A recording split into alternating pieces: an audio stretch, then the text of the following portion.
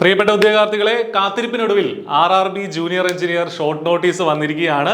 എന്നു മുതൽ അപ്ലൈ ചെയ്യാം എന്നൊക്കെയുള്ള രീതിയിൽ എത്ര വേക്കൻസികൾ എക്സാക്റ്റ് ആയിട്ട് ഉണ്ട് തുടങ്ങിയ കാര്യങ്ങളൊക്കെ പറയുന്ന short notice railway recruitment board പുറത്തിറക്കിയിരിക്കുകയാണ്. ഇനി വിശദമായ നോട്ടിഫിക്കേഷനും അതോടൊപ്പം തന്നെ മറ്റു കാര്യങ്ങളൊക്കെ പിറകാലെ വരും.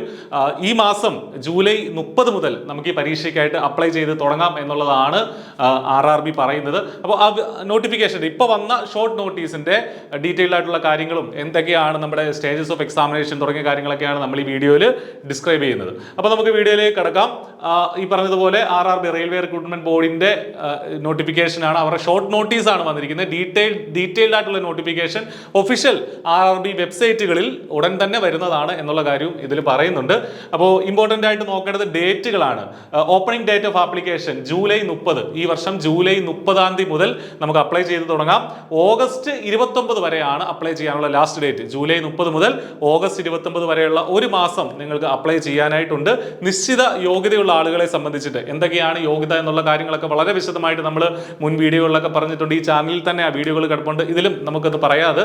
അപ്പോൾ ആ നിശ്ചിത യോഗ്യതയുള്ള ആളുകളെ സംബന്ധിച്ച് ഈ സമയത്ത് ഇതിന് അപ്ലൈ ചെയ്യാനായിട്ട് സാധിക്കും.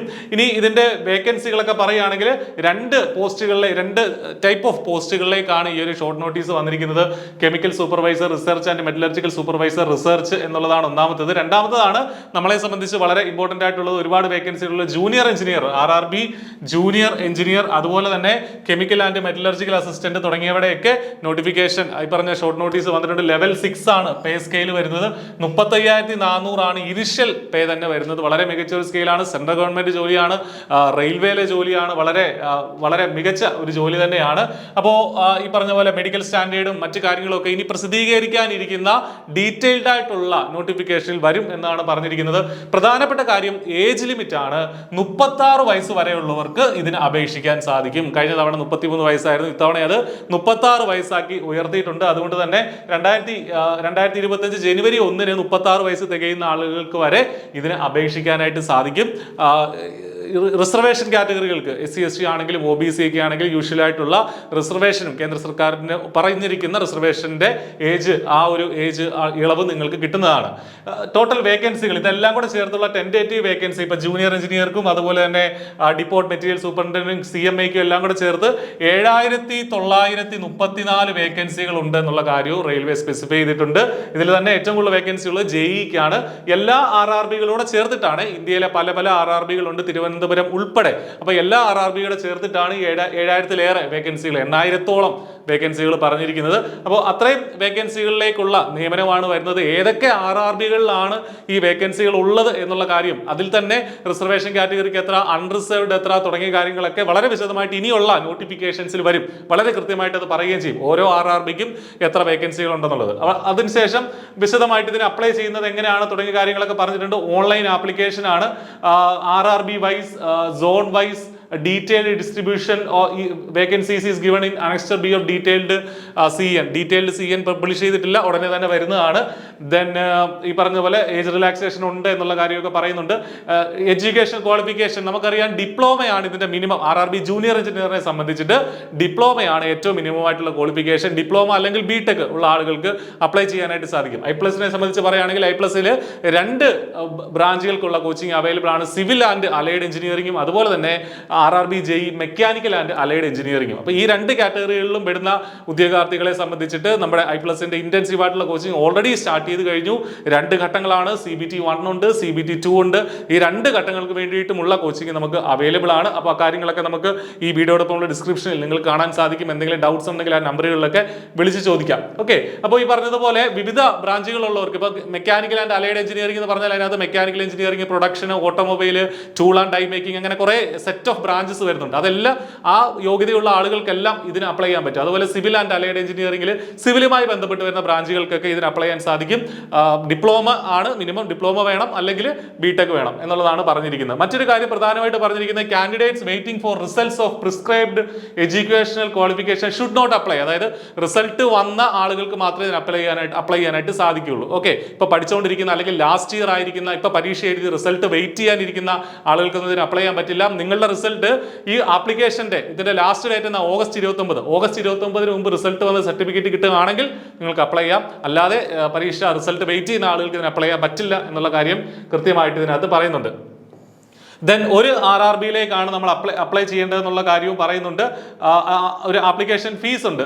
ഈ പറഞ്ഞതുപോലെ റിസർവേഷൻ കാറ്റഗറികൾക്ക് ഒഴികെ ഉള്ള ആളുകൾക്ക് 500 രൂപയാണ് വരുന്നത്. ദെൻ ബാക്കിയുള്ളവർക്ക് 250 രൂപയാണ് ആപ്ലിക്കേഷൻ ഫീ ആയിട്ട് വരുന്നത്. അതിനുശേഷം ഒരു RRBയിലേക്ക് മാത്രമേ നമുക്ക് അപ്ലൈ ചെയ്യാൻ പറ്റുള്ളൂ. ഒരുപാട് RRBകൾ ഇന്ത്യയിലുണ്ട്. ഇവിടെ കൊടുത്തിട്ടുണ്ട്. അഹമ്മദാബാദ്, അജ്മീർ, ബംഗളൂരു, ഭോപ്പാൽ, ഭുവനേശ്വർ എന്ന് തുടങ്ങി തിരുവനന്തപുരം വരെ വരുന്ന ഒരുപാട് RRBകളുണ്ട്. ഏതെങ്കിലും ഒരു RRBയിലേക്ക്, അതായത് നിങ്ങളുടെ യോഗ്യത അനുസരിച്ച്, ഇപ്പോൾ ചില RRBകളിൽ ജൂനിയർ എഞ്ചിനീയറിന് വേക്കൻസി ഉണ്ടാവില്ല, ചില RRBകളിൽ CMAക്ക് വേക്കൻസി ഉണ്ടാവില്ല. അപ്പോൾ എവിടെയാണോ നിങ്ങൾക്ക് വേക്കൻസി ഉള്ളത്, അല്ലെങ്കിൽ നിങ്ങൾ എവിടെയാണോ ജോലി ചെയ്യാൻ ആഗ്രഹിക്കുന്നത്, അതുമായി ബന്ധപ്പെട്ട് ആ RRBകളിലേക്കാണ് നമ്മൾ അപേക്ഷ കൊടുക്കേണ്ടത്. ഒരു RRBയിലേക്ക് കൊടുക്കാവൂ. ഒന്നിലധികം RRBകളിലേക്ക് കൊടുത്താൽ അത് റിജക്ട് ചെയ്യപ്പെടും, ആപ്ലിക്കേഷൻ റിജക്ട് ചെയ്യപ്പെടും എന്നുള്ള കാര്യവും വളരെ കൃത്യമായിട്ട് പറയുന്നുണ്ട്. അപ്പോൾ കൂടുതൽ വിശദമായിട്ടുള്ള ഇൻഫർമേഷൻ ഒക്കെ ഇതിനെ തുടർന്നുള്ള നോട്ടിഫിക്കേഷൻസിൽ വരും. അങ്ങനെ വരുന്ന അപ്ഡേറ്റുകളൊക്കെ നമ്മുടെ ചാനലിൽ നമ്മൾ അപ്ഡേറ്റ് ചെയ്യുന്നതാണ്. ചാനൽ സബ്സ്ക്രൈബ് ചെയ്യുക. കൃത്യമായിട്ടുള്ള RRB സംബന്ധിച്ചുള്ള കൃത്യമായിട്ടുള്ള അപ്ഡേറ്റുകൾ നിങ്ങളുടെ അടുത്തേക്ക് എത്തുന്നതാണ്. ഇനി ഇതിന്റെ ഒരു സെലക്ഷൻ പ്രോസസ്സ്, എന്തൊക്കെയാണ് പരീക്ഷകൾ, ഏതൊക്കെയാണ്, എങ്ങനെയാണ് നമ്മൾ ഈ പരീക്ഷ ക്രാക്ക് ചെയ്ത് ഈ ജോലിയിലേക്ക് എത്തുക തുടങ്ങിയ കാര്യങ്ങളൂടെ നമുക്കൊന്ന് പറഞ്ഞു പോകാം. നമ്മുടെ ഈ ചാനലിൽ തന്നെ ഒരുപാട് വീഡിയോകൾ അതുമായി ബന്ധപ്പെട്ട് കിടപ്പുണ്ട്. എങ്കിലും ഒന്നുകൂടെ നിങ്ങളൊന്ന് എടുത്തു നോക്കുക. സ്റ്റേജസ് ഓഫ് എക്സാമിനേഷൻ എന്ന് പറയുന്നത് 2 സ്റ്റേജാണ്. CBT 1 ഉണ്ട്, CBT 2 ഉണ്ട്. CBT 1 എന്ന് പറയുന്നത് സാധാരണഗതിയിൽ ഇപ്പോൾ ഓഗസ്റ്റ് 29 ആപ്ലിക്കേഷൻ അവസാനിച്ചാൽ 2-3 മാസത്തിനകം CBT 1 വരും. അതായത് ഒരു ഡിസംബറിലൊക്കെ നമുക്ക് പ്രതീക്ഷിക്കാം CBT 1. ഓക്കെ, അപ്പോൾ അത്രേ സമയം കിട്ടുള്ളൂ. പെട്ടെന്ന് ഈ പരീക്ഷകൾ നടക്കും. അപ്പോൾ CBT 1 എന്ന് പറയുന്നത് കോമൺ ആണ്, എല്ലാ ബ്രാഞ്ചുകൾക്കും കോമൺ ആണ്, CMAയ്ക്കും ഒക്കെ കോമൺ ആണ്. ഈ CBT 1 എന്ന് പറയുന്നത് 90 മിനിറ്റിന്റെ പരീക്ഷയാണ്, 100 മാർക്കാണ്. അതിനകത്ത് general aptitude, general science, mathematics തുടങ്ങിയ കാര്യങ്ങളാണ് അതിൽ ചോദിക്കുക. അതാണ് CBT 1 എന്ന് പറയുന്നത്. അതിൽ ജയിക്കുന്ന ആളുകൾക്ക് മാത്രമേ എന്ത് എഴുതാൻ പറ്റുള്ളൂ, CBT 2 എഴുതാൻ പറ്റുള്ളൂ. അത് വ്യക്തമായിട്ട് മനസ്സിലാക്കുക. CBT 1 പാസ്സായെങ്കിൽ മാത്രമേ CBT 2, CBT എന്ന് പറഞ്ഞാൽ എന്താ, computer based test. Okay, CBT 1 പാസ്സായാലേ CBT 2 എഴുതാനായിട്ട് പറ്റുള്ളൂ. ഇത് തമ്മിലുള്ള ഗ്യാപ്പ്, അതായത് CBT 1 ഒരു ഡിസംബറിൽ അല്ലെങ്കിൽ ജനുവരിയിൽ നടന്നാൽ ഉടനെ തന്നെ ഒരു മാർച്ചിലോ ഏപ്രിലോ ഒക്കെ CBT 2 നടക്കും. അപ്പൊ തമ്മിൽ വലിയ ഡിഫറൻസ് ഒന്നുമില്ല. അപ്പൊ നമ്മൾ പഠിച്ചു തുടങ്ങുമ്പോൾ CBT 2നും പഠിച്ചു തുടങ്ങണം, ഇപ്പൊ തന്നെ പഠിച്ചു തുടങ്ങണം. കാരണം നമുക്ക് ഇതിന്റെ ഇടയ്ക്ക് CBT 1 പാസ്സായിട്ട് ഇനി ഞാൻ CBT 1 ജയിക്കുമോ എന്ന് അറിയത്തില്ലല്ലോ. അപ്പൊ ജയിച്ചാൽ പോരെ മറ്റേത് പഠിക്കുന്നതെന്ന് പറഞ്ഞു കഴിഞ്ഞാൽ നമ്മൾ ഒരുപാട് പിറകിലായി പോകും. അങ്ങനെ പാടില്ല. പഠിക്കുമ്പോൾ CBT 2 തന്നെ പഠിച്ചു തുടങ്ങുക. CBT 2 എന്ന് പറഞ്ഞാൽ അതിന് 120 മിനിറ്റിന്റെ 2 മണിക്കൂറത്തെ പരീക്ഷയാണ്. ആകെ 150 മാർക്ക് അതിനുണ്ട്. അതായത് ഈ CBT 2ല് 50 മാർക്ക് എന്ന് പറയുന്നത് ജനറൽ പോർഷൻസ് ആണ്, ആപ്റ്റിറ്റ്യൂഡ്, കറന്റ് അഫയേഴ്സ് തുടങ്ങിയ കാര്യങ്ങളുണ്ട്.